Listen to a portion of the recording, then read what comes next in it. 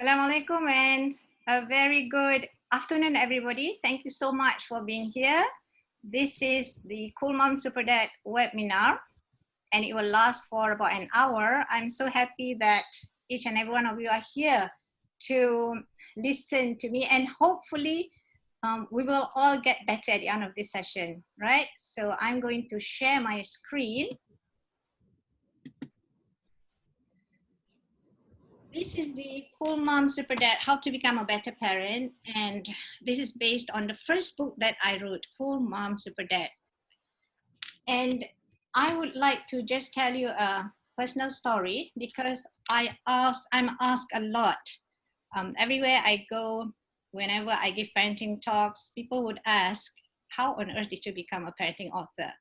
I must make a confession. And my confession is that I never planned to become an author, much less a parenting author. It's just that once upon a time when I was a much younger parent, I used to struggle a lot, right to the time when my eldest was a teenager at about the age of 13 and 14 years old. I was beginning to be aware of this gap, growing gap. And I was not sure what was causing it, what was going on.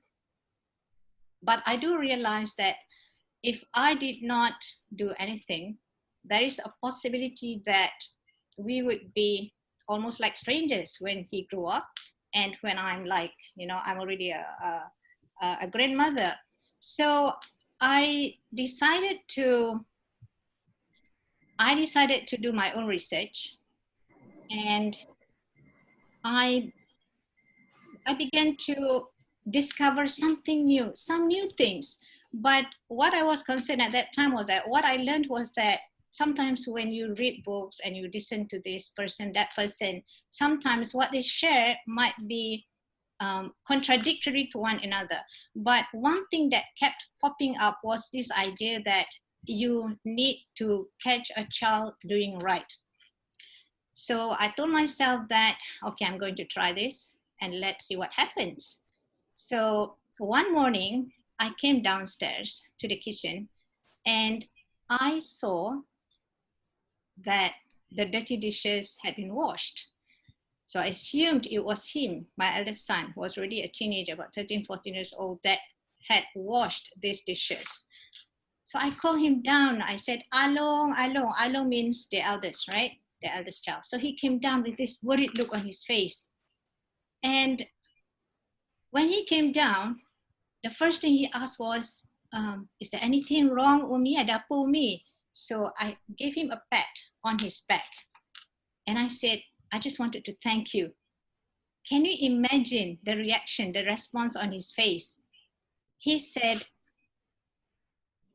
I thought you are going to be upset with me. I said, why?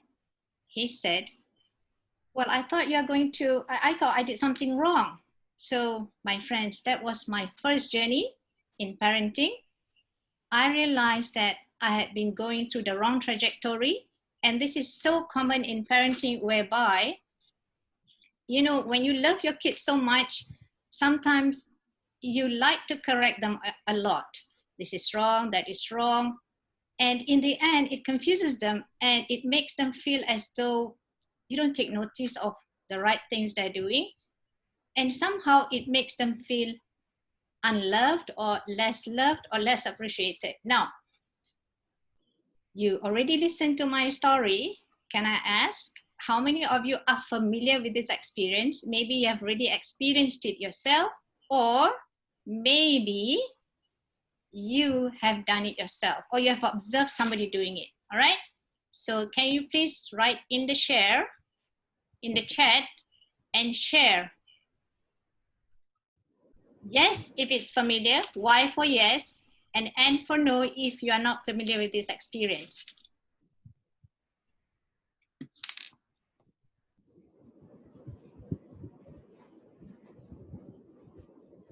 Yes.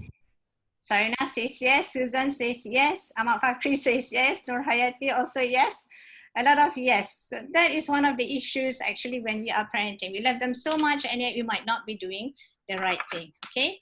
So, okay. Just hang on 1 minute.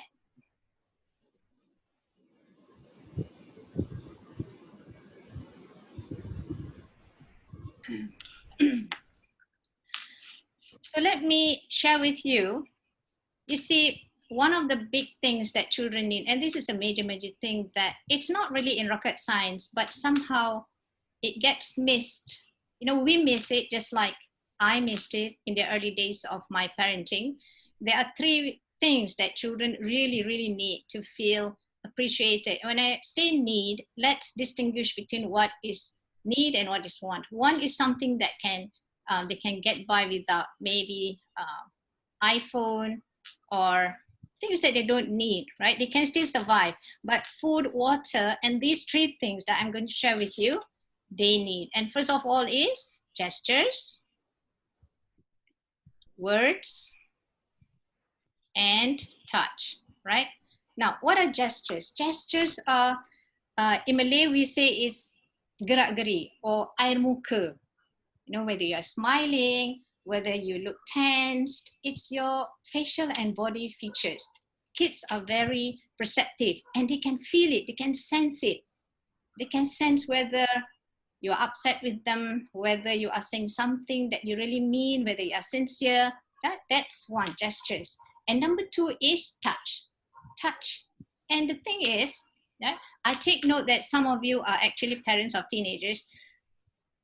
We might tend to think that, okay, babies need to be touched, newborns need to be touched, and we forget all about the older children. But these are human needs. So it doesn't matter whether they are 3 years old or 3 months old or 3 days or even 13 years old, you still need to touch them. Okay, you need to hug them to make them feel appreciated and loved. Now, can you guess why words are so important? Words are so important because kids literally don't know who they are. It's only when we put words into their mind, like, you know, you're a good child or a bad child, then they begin to form ideas about themselves, all right? So words are very, very important. And you see, the thing is that sometimes we miss these things and we think, never mind, you know, I can say anything I like because I'm the parent anyway. But words actually have such a big impression, a big impact on our children's lives as well as our own lives. You know, if somebody were to say to you, an adult on the street, they were to say to you, you're a useless person, it doesn't hold as much an impact as if you, the parent, say something to the child. Think about your childhood. You know, whatever your parents say, I still remember what my parents used to say to me, and chances are you also remember what your parents said to you.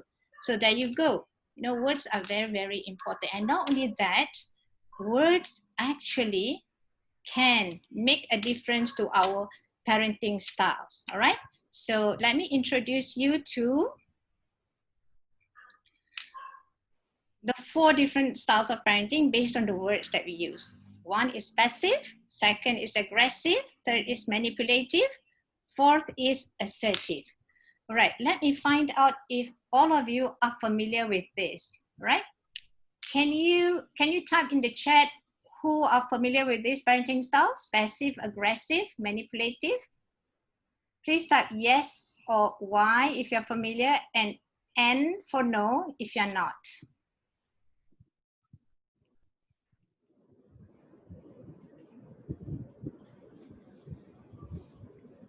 Okay, all right. Some are familiar, some, okay, 50-50, okay? So this is a good opportunity for everybody to just clarify if there might be some confusion, all right? So Mama, let me share my screen here, right? So we have 4 parenting styles here: passive, aggressive, manipulative, and assertive. And I know at some level, some of you might know what these are, but it's a good time for us to get a better idea of what that means, okay? Right, so let's move on to the next one. This is a very, I would say, very easy way of a good exercise, all right? So let's see this.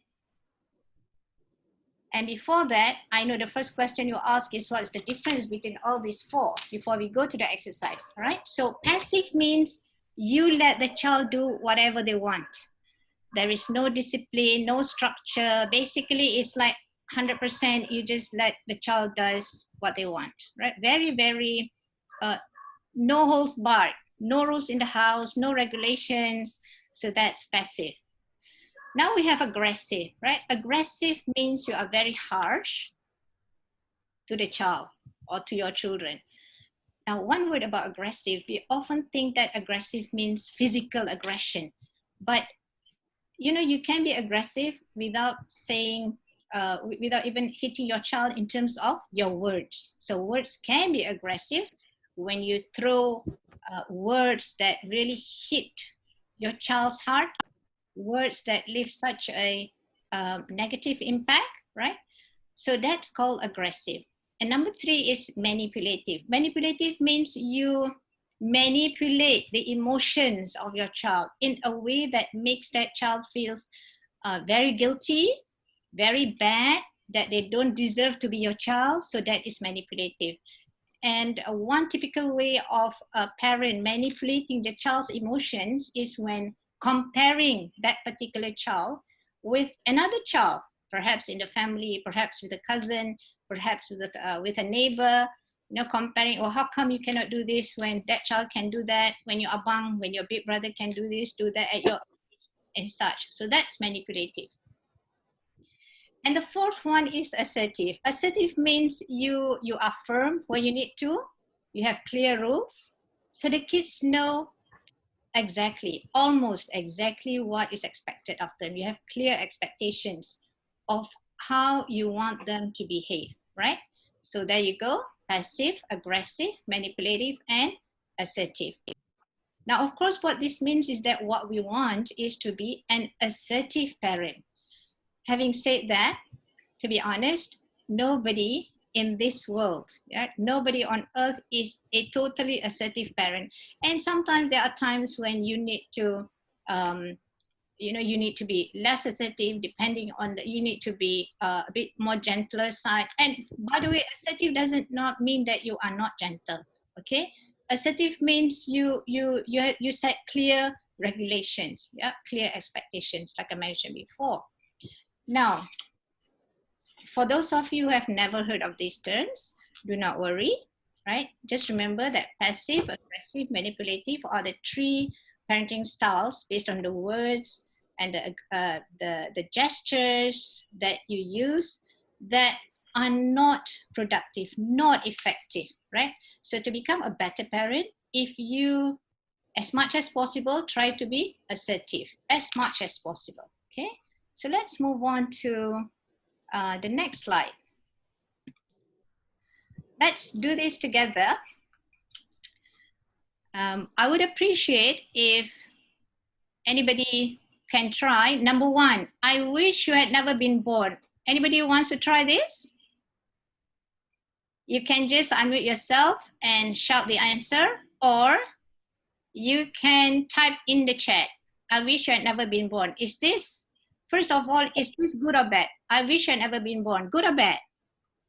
Bad. Bad. Okay. Can you identify that? Is it passive, aggressive, manipulative, or assertive, sir?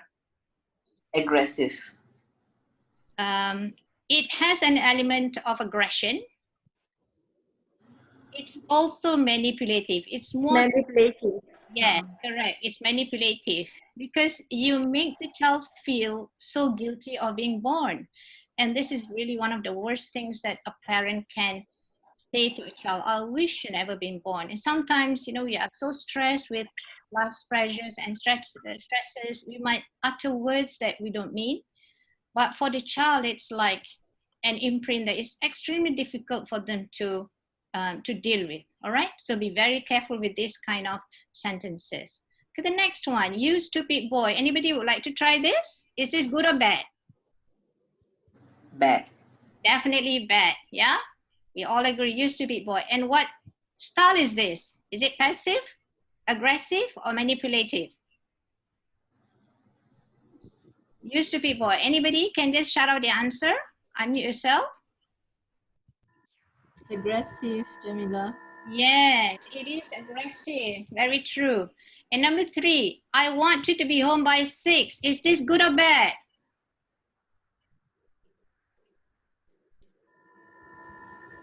It's an Any- order. Sorry? It's an Good. order. I want you to be home by 6. This is actually good. Yes. Yeah. Yes, this is good. You know why? Because you make clear your expectations. I want you to be home by 6. And you say it in a tone that is firm. You state your expectations. All right? So it's not like you are begging the child to be home by 6. You just say, I want you to be home by 6 or 9 or 7. All right? And you can replace this by 6 with something else. I want you to be da da da da da, whatever you expect them, as long as your expectation is reasonable, right? And number 4, why can't you be as good as your sister? What do you think this is? Don't be afraid to try out. Right? It's a bad. This is bad. Yes, it's bad. Yeah. What kind of? And it's a manipulative, Jamilah? Yes, it is very, very manipulative, highly manipulative. And let us pause and look here, right? Because this is quite common amongst parents. And the reason why sometimes parents throw this kind of comment is because they think that by comparing that child with one of the siblings, or a cousin, or a child whom they maybe the family knows well, and they know doing better than this particular child, they think that by comparing these two children, the one that is perceived as doing not so well will be motivated to do better. But it's not. You see, what happens is that, especially when these two siblings are compared in this way, you are actually planting the seed of sibling rivalry. Yeah, you are planting the seed of sibling rivalry, because it's very likely that the sister or the child who is being perceived as being less adept, not very successful, not well behaved, not doing well in school, not performing as well as the other child, they will feel jealous and envious. And so you breed resentment and anger towards the other child, right? Okay, the next one, number 5. Lily, the tower. Now, when does this usually happen?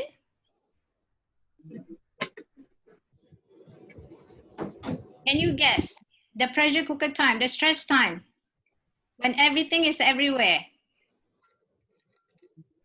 When does this usually happen? It's usually in the morning, right? Or in the evening, when the kids are home from school. Okay? So when I say this, Lily, the towel, is this good or bad? Anybody? Good. Yes, it is good. It is actually good because, again, just like number 3, I want you to be home by 6.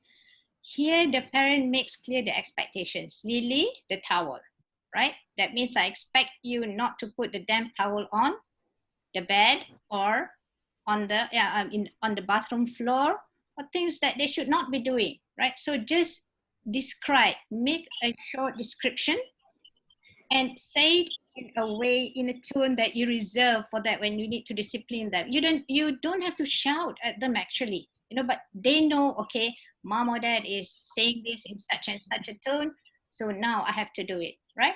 So number 6, I'm tired and I need a rest, please go up, right? Is this good or bad? Anybody try out? Good. Good? Yes, this one is okay. You just state your expectations. Honest. Yes, honest. Now, number 7, how about number 7? It's a bit tricky here. Please believe for the 10th time before I get really cross. It is good or bad? It veers between good and assertive and manipulative. For me. Okay. All right, Susan. It's good and bad at the same time, you say. Okay. Anybody else have any other opinion? Yeah. Yeah, Vinda. Is this good or bad? Please, Lily, for the 10th time before I get really cross. Is this good or bad?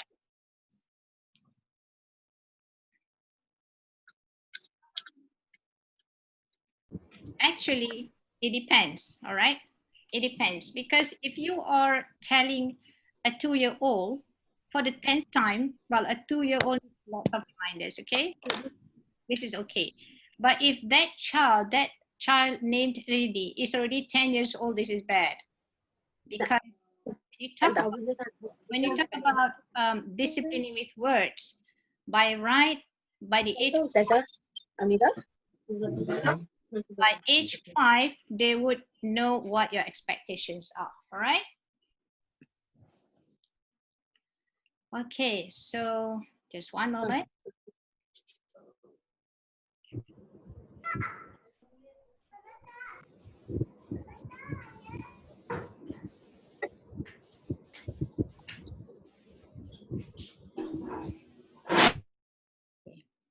So I'm going to share my screen again.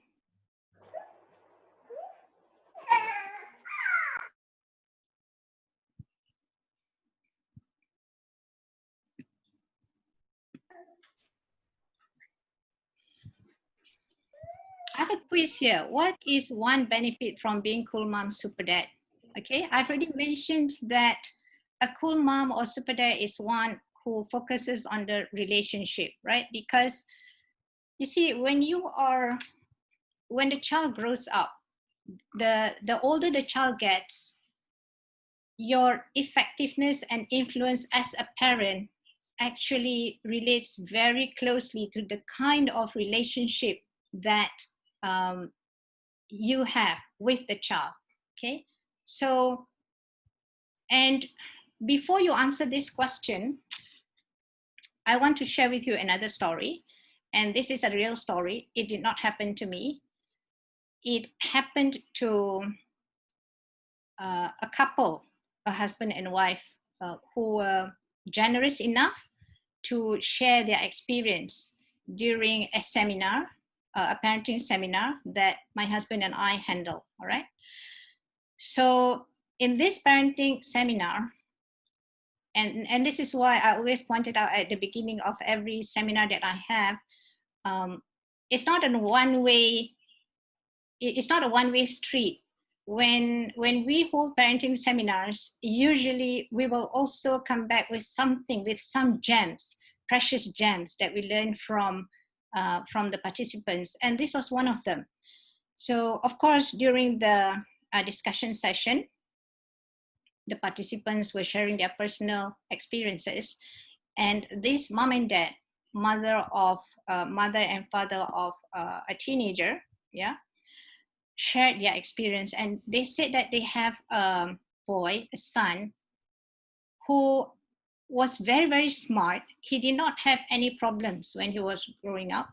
He was doing well in school, academically, but it's not because they didn't use the word smart. It's basically he was just a child who was performing well.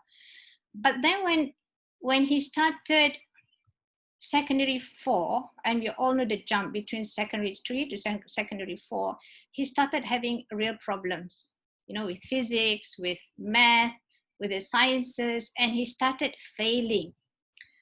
So there was this time when the final exam, the SPM, the secondary 5 exams was just looming, was drawing near, and the parents were so worried about him because he wasn't doing well. He was failing math, chemistry, and all the sciences, and they couldn't figure out why. And he loved to play video games, and of course, if you have a child who loves to play video games, that might be a big point of contention between you, the parent, as well as your children. And that was what exactly happened between these parents, committed parents, good parents, not bad parents, very good parents, devoted parents. And that was what happened between these parents and their son. So, every time the boy came home, they would be upset with him, and they couldn't figure out why. So one day they decided to change their strategy. These parents decided to change their strategy. They said, let's sit him down and listen to what he had to say. And they did exactly that. They sat him down and changed the tone of their voice and ask, what exactly is going on here? You know, why are you playing games so much? We are worried about you, your exams are coming, right? Help us understand how we can help you better. And when this teenage boy realized that his parents were ready to change, he began to open up. He said that he could not understand a thing what the teachers were saying in school, at math, especially, was his problem. So his father happened to be an engineer. Yeah, this father happened to be an engineer. And what the father did next was to take 4 days off. And he taught his son at math. And at the end of these 4 days, the child said to the father, "Dad, that had been the best 4 days of my life," right?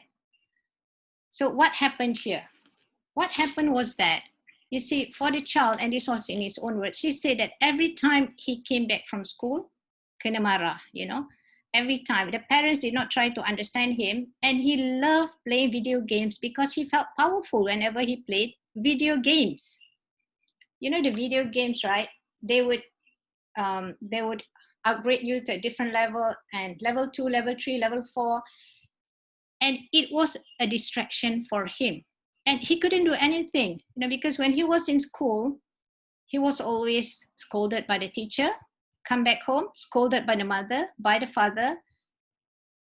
And until that point, he was really, really frustrated. So that was the turning point, the U-turn for these parents. And I did share with you my U-turn, my turning point in raising my children.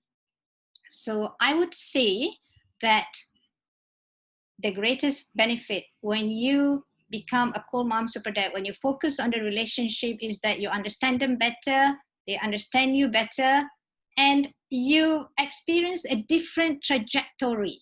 Yeah, you experience a different trajectory, which is much more meaningful for both you and your child. Is there anyone who would like to share other benefits? If you have any, can you please share in the chat, or you can unmute yourself and share with us?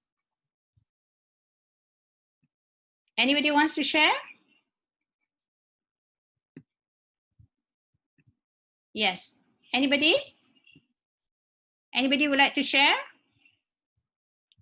Yes, I can see. Hi, Jamilah. Maybe I would like to share. Yes, please do, Fiza. Your question is, what is the benefit of being cool mom and dad, isn't it? Yes, correct. To me, when we are that, I mean, not necessarily that anything that the children want, we will give or we will understand, but to a certain extent whereby the children are not scared to make a mistake. Because what happened, this is like from my experience when I was younger, I was quite rebellious. The thing is, I wasn't being truthful to my parents because I know they were not cool. Because I would get whacked if I were to make any mistake. So I did a lot of mistake and a lot of time that I didn't have anyone to go back to. So that's the benefit of being a cool mom and super dad. For our children not to feel scared if they were to make mistakes, because mistake bound to happen. So does that answer your question? Yes, yes, that is a lovely story, a true story, Fiza. And thank you so much for sharing. That is very true.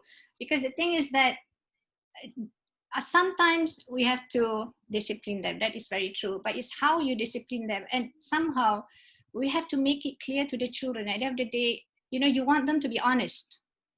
And Yep. one of the reasons why children lie or don't dare to tell the truth and they will treat the parents is because we have the tendency to overreact when they make mistakes. Of course, we have to discipline them, and you know, they have to learn from the consequences. But overreacting is almost one surefire way of pushing the children into not telling us the truth, right? So one way we could... Yep, learning from my mistake. Yes, yes. And I'm certain this is something that is very, very common as well. Yeah, in our passion to become better parents, sometimes we overdo it, right? And there is no such thing as a child who has never committed and will never commit mistakes, right? So if you feel that in the past you have been overreacting or you have a tendency to overreact to your child, one of the ways that you can deal with this is, you can sit down with them or make a habit at night time. Regularly, you ask for forgiveness and tell them that, hey, I'm a parent, I'm your mom, I'm your dad, but I'm not perfect. And I do make mistakes, right? I do make mistakes. And if there is anything that I have hurt you inadvertently, although I have good intentions, but I do not have the intention to hurt you. I might have overdone things, so please do forgive me. And remember that to me, it's more important for you to be honest rather than you lying just because you made a mistake, all right? So anybody else has any other comments?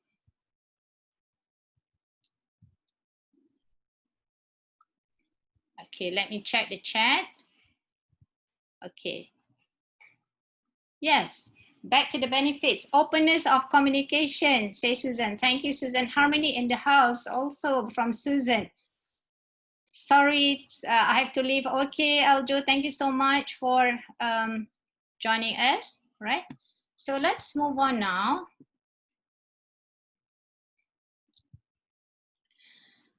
There is also this concept of the emotional bank account. When you are developing a positive relationship with your child, okay? So before that, can I know how many of you are familiar with this concept, EBA, Emotional Bank Account? Can you please respond? I heard it from Prof. Dr. Muhaya. Yes. Yeah, Okay. I've heard it. She introduced this account bank, emotional account for couples for like marriage for marriage for parenting, Thank you, Noraza. Okay, thank you so much. Okay, so what we do now is, since I see the majority of you have never heard of this, okay? So the emotional bank account is a concept which you can apply to any relationship, all right? And the easy way, a metaphor to understand this is to just compare it with the physical bank account that we have. We all have bank accounts, right? With Maybank, with CIMB, Bank Islam, Araji, whatever bank accounts that you have. We have two kinds of transactions, right? We have two kinds of transactions with any banks that we have. Number one is the deposit. When we make a deposit, then the money grows, right? And when you make a withdrawal, you take away something. You take away an amount of money. The balance drops, all right? So likewise, we have an EBA, an emotional bank account with every single person whom we have had, whom we have interacted with our parents, with our spouse, with our sisters, brothers, neighbors. And the strength of the relationship, whether it's positive or negative, whether it's strong or weak, depends on the balance, right? So think about it that way. Just like the strength of your bank account depends on how much deposit, how much balance you have, so does the emotional bank account, the strength of your relationship. Now, back to your relationship with your children, okay?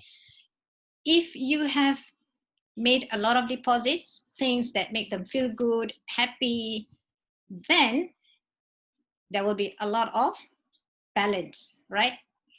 That means you have a strong relationship. But if you have made a lot of withdrawals, then the balance will be zero or even very little. Yeah, either very little or you will be reduced less and less. Now, you remember the story, the true story, my story, which I shared with you in the beginning. What happened? That happened because I have made a lot of withdrawals, right? I was a critical parent, overly critical, because I was overly keen to make things right.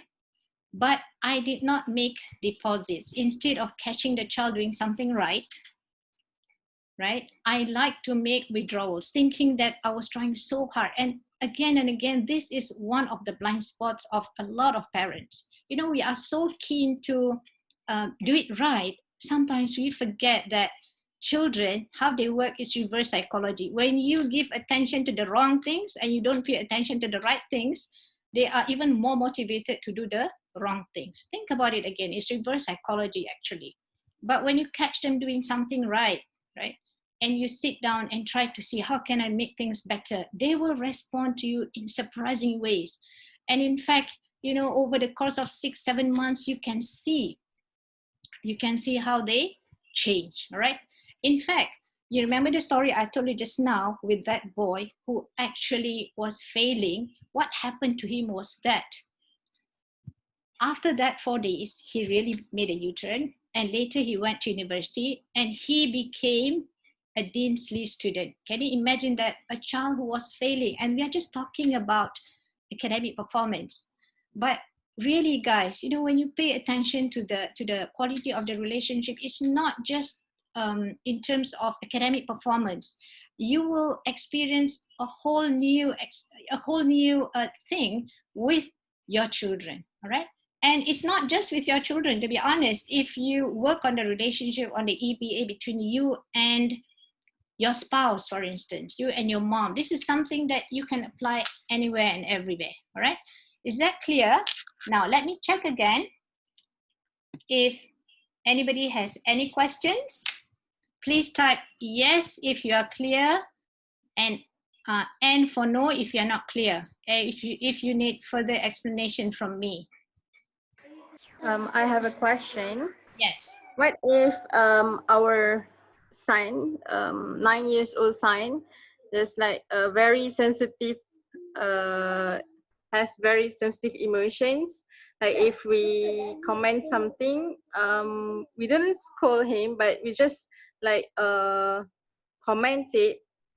He will like, oh, okay. He felt so terrible, and he cannot be honest what he feels, what's wrong with his emotions. When we ask why you cry, and then he just keep quiet. How can do? I see. This is, it's probably due to emotion regulation. He is probably not able to, this is my guess, yeah? This is probably due to his emotion regulation, how he handles his emotion.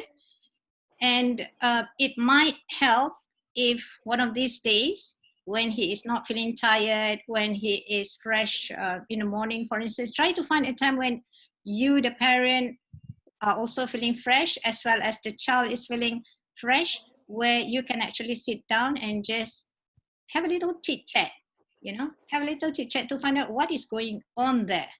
Because, there is something about children.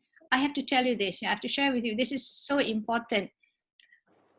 Perhaps before we have children, some of you might be looking forward so much to have children, but along the way, when they grow up and they big trouble for us, we begin to wonder whether it's the right decision to have children. But the thing is that, you see, understand the psychology of children. There is nothing more that they want deep in their hearts than pleasing you, the parent, right? They really want to make you proud, okay? So try to see what actually is the reason why he is feeling upset, and why. Sometimes this, especially at the age of 9 years old, they are able to reason with you, okay? And if we have regular chat, heart-to-heart talk, this kind of behavior, it's any behavior that you're not comfortable with. Yeah, any behavior that they're comfortable with, they're not going to stop immediately, but usually it's becoming less and less over time with intervention. Yeah, if we do not intervene, then it will follow that trajectory, but with intervention, it is likely that you can create a different trajectory. Anybody has any other questions so far? If not, then we can just go on.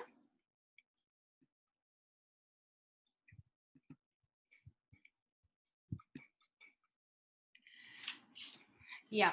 Now, I did go over with you about how important it is for us to be able to connect with our children, to work on the relationship. But really, and I purposely present this idea last because, to be honest, there is so much that we need to empower ourselves as parents to make us better parents. All right.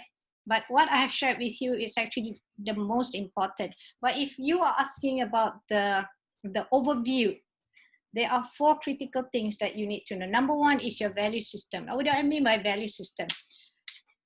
Well, it depends on your value system. For instance, if you are a Christian, then if you're a staunch Christian, then you have certain values and beliefs that you need to adhere to, and your parenting will be based on that. If you are Muslim, then your values, your decisions, and how you base your parenting style, it will be based on that as well, which is actually closely related to number 2, parenting based on your value system, right? And you see, this is very important because sometimes we hear people saying, okay, now, we have children on the digital generation and they are totally new. You cannot use old traditions. Well, I would say there are certain facets of tradition that are totally timeless. That means you can apply then and you can apply now, okay? Like, for instance, for the Muslims, our value system is based on the Holy Book Quran as well as the prophetic ways of raising children. So let me give you just one example to show you, to illustrate how timeless tradition could be. This tradition could be. There was one time that the Prophet Muhammad visited his grandsons, Hassan and Hussein, and he was on all fours, merangkak. Okay, so the Prophet was on all fours, and his 2 grandsons, Hassan and Hussein, was riding his back. And we are talking about the Prophet, supposedly the busiest man of all, right? And can you guess what the Prophet said to his 2 grandsons? He said that you are the best riders and your camel is the best. Now, who was the camel? The Prophet himself, right? Can you reflect on this? If you were to reflect on this, the Islamic tradition says, just from this example, we can see that it has all 3 elements that I shared with you in the beginning, right? That means this man, the Prophet, actually engaged the 2 kids, his grandsons, at 3 levels. He had positive words, touch, as well as positive gestures. That's what I mean when I say sometimes you cannot throw everything away. You have to go back to tradition, and it's already there. It's just a matter of us digging and finding to identify which way we have to go to. Sometimes we start parenting not knowing all these things, just like I had, right? Now, and the third thing is child development. Child development is especially like psychology, handling the emotions, temperaments, okay? And the 4th one is prevailing conditions. And prevailing conditions means things like what we are facing now. What we are facing now is Wi-Fi, internet everywhere. This is something that our parents did not experience when they were raising us. And when I was raising my own children, when they were much younger, I did not experience this. So there are certain things that are prevalent now, having internet at home, having gadgets that we have, that the older generation have not experienced. And we cannot make this an excuse for failing to raise our children as they should, because it's, the accountability is us, right? So we have to empower ourselves. And there is a lot that we have to learn to become better parents, okay? And let's move on now. Now, I'm sharing this because I know that some parents are, I have this very, very important information, knowledge, that all parents, especially parents who have younger children, should empower themselves with. This is early childhood development. And I always have this question asked: where do we send our children for enrichment centers? Especially children at the age of 2, 3, 4. We know, especially in cities like Kuala Lumpur, right? Where there are a host of enrichment centers. And my question, my answer to the parents who ask me this is, you always start with the home first, as much as possible. And if you look at this diagram here, this figure here, early childhood development, okay? The first 3 years are critical for early language acquisition and intelligence. It's not just early language acquisition, it's all kinds of intelligence, all right? So this is how the synapses, the brain wiring for a newborn, for 1 month, 9 months, 2 years, and adult. The brain grows more and more synapses, okay? Now, the next slide, I'll give you a clearer depiction. Okay, this is exactly the same that I've showed you. Sensitivity, 0 to high, from low to high. And the x-axis here, from 0 to 7. Now look at this. Hearing, vision, emotional control, habitual ways of responding, conceptualization, numbers, right? You can see there is a very, very sharp gradient here, right? It goes up, speed learning, the first 3, 4, 5 years. And this is the very, very critical period. And again, assuming that you have already fed your kids, your babies, good food and whatnot, there is one critical factor, especially now with the advent of the gadgets, that some parents have unwittingly caused their children to be undernourished, not in terms of food, but in terms of connecting and engaging with them. Let me illustrate by giving real examples. You see, I work closely with children, with doctors of children. So there is this doctor, she's a pediatrician, and she's already 70 years plus, right? Very, very experienced. So what this means is that she has years of experience working with children more than 40 years ago and children now. And she has that privilege to be able to compare how the children now are versus the children back then.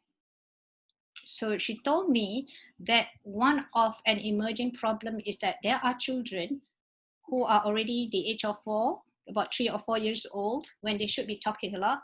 But these children, they were not able to talk. They were not able to talk, right? So of course, parents, when they observe that the children are not able to talk, they would bring the children to, they would bring this child to a pediatrician like her. And upon checking, examining, she realized that there was nothing wrong with the children. The only thing was that these children did not have an adult to talk to. You know what that means? Can you guess why? Before I give you the answer, let me see in the chat. Can anyone say either chat? You can chat or you can say something in the chat. How come these children cannot talk? Or you can just throw your opinion. Just unmute yourself. How come these children cannot talk at the age of 4? Watching so many YouTube.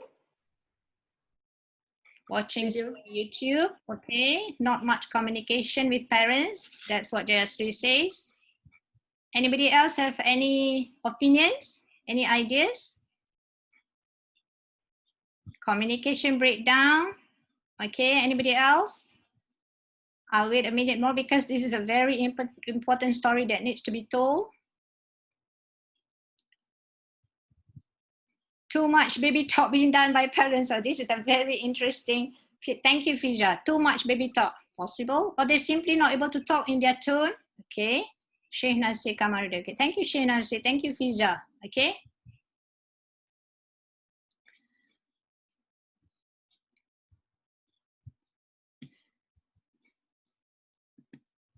Now, this is the answer to the question just now. How come these children by the age of 4 are not able to talk? The reason why they were not able to talk is because no adult was talking to them, right? So this is one of the blind spots that we need to be aware of when we raise children with all these gadgets, because there are certain skills, there are certain intelligences that need real communication between adults and these babies. And you can see from here, the sensitivity period. Imagine if a child cannot talk by the age of 4, that means the parents will have to send that child to speech therapist, which would have been totally unnecessary. Yeah, so this is happening to some parents out there, unfortunately. I mean, with the best of intention, they have given the gadgets to children. I'm not saying gadget is good or bad. Gadgets are just like knives. It can help you, it can harm you. If you know how to use it, it can help you. But if you don't know how to use it, what happens in this case is that the parents like to use gadgets to quieten the children. Yeah, and we all know what happens to children the moment they see gadgets with the screen on, a lot of screen time. They become very quiet, they don't interact. And when it comes to language, especially, you know, kids, they have to interact with real people to be able to absorb the nuances, the grammar, the facial expressions, which is something that cannot be passed on by gadgets and computers. So be very careful of that, okay? Okay, somebody was mentioned, especially Shaynasi, you did mention about teens. Teens, we all were teen once, and I'll wrap up with this, yeah, to allow some questions after this. Teens, now, we were all teens once, and sometimes we forget how it is with teens. There is one particular development that parents of teens need to be aware of, and that is that there is a revolution that happens to the brain, okay, whereby, you know, the ability of the teen to think rationally might be affected, and sometimes they do get emotional. It's as though they don't understand themselves, in fact. And there's a lot of changes that a teen undergoes emotionally, physically.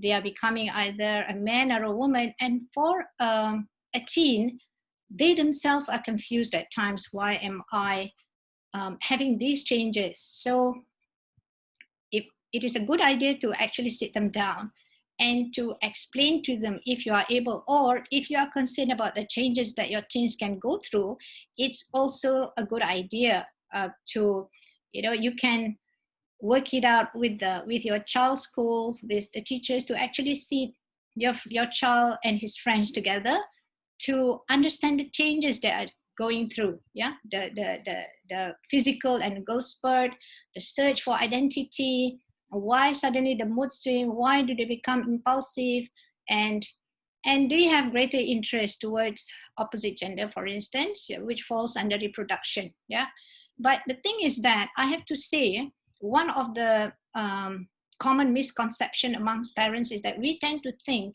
and we hear from a lot of people saying that, you know, once your child is already a teenager, he or she is not going to listen to you. This is a great misconception. It is not true at all. Although on the outside, a teenager might appear rebellious, deep inside, they still want you to guide them. So make the difference, draw the difference, distinguish the difference between behavior as well as attitude. These are two different things.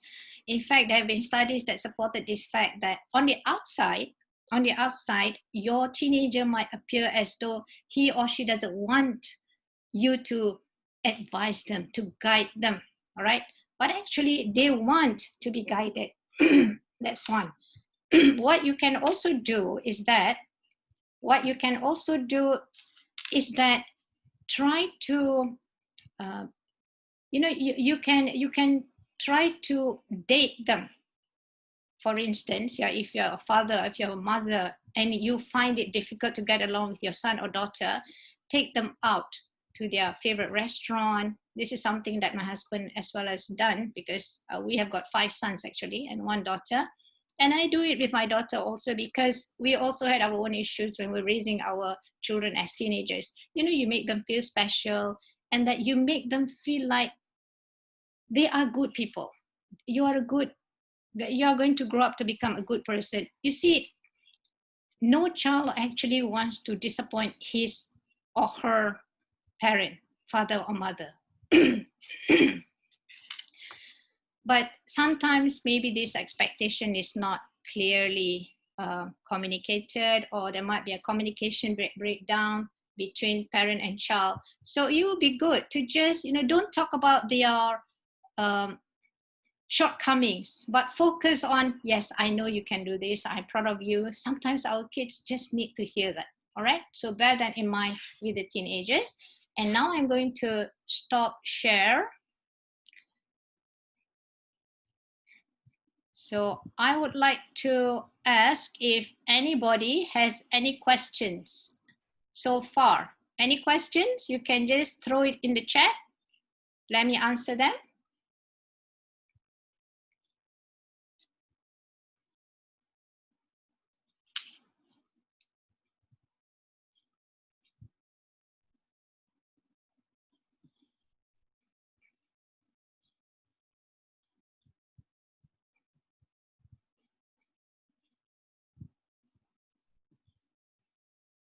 Anybody who wants to ask any questions? Okay, Sarina, speech disorder. Okay, Angelique, as I mentioned in the case just now, there was no speech disorder, or rather it has developed into a speech disorder because the parents fail to talk to their children. Sarina, too much of using gadget and technology. That's very true. Fiza, no questions. You're very clear. Thank you. Very clear explanation. Susan Burgess. Sarina, no. Okay, everybody. Time is up. Thank you so much for being here today. And if you have, oh yeah, just one, I noticed my daughter seemed to feel very guilty. Yeah, this is, I did not have time to share very quick remark on this. I noticed my daughter seemed to feel very guilty. You see, there are a lot of things that we need to learn about parenting. And one of the things is temperament. Temperament means how kids respond to the outside world.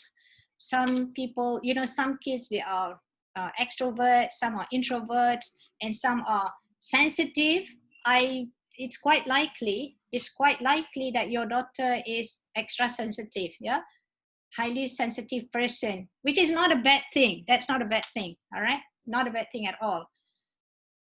Because highly sensitive children, they do tend to be very, very successful in their undertaking, right? When making decisions, talk, okay. Maybe a chat with her might help, that sometimes, you don't really, you see, when you make decisions, it's more like it's based on the information that you have. And sometimes it's not about being wrong or being right. It's about making decision with what you have. So yeah, thank you so much, Ms. Zer. Okay, make it okay. Awesome presentation. And okay, thank you. Thank you, Shenasir. Thank you, Sarina. Thank you, everybody, for joining. I'm going to stop recording now. Bye.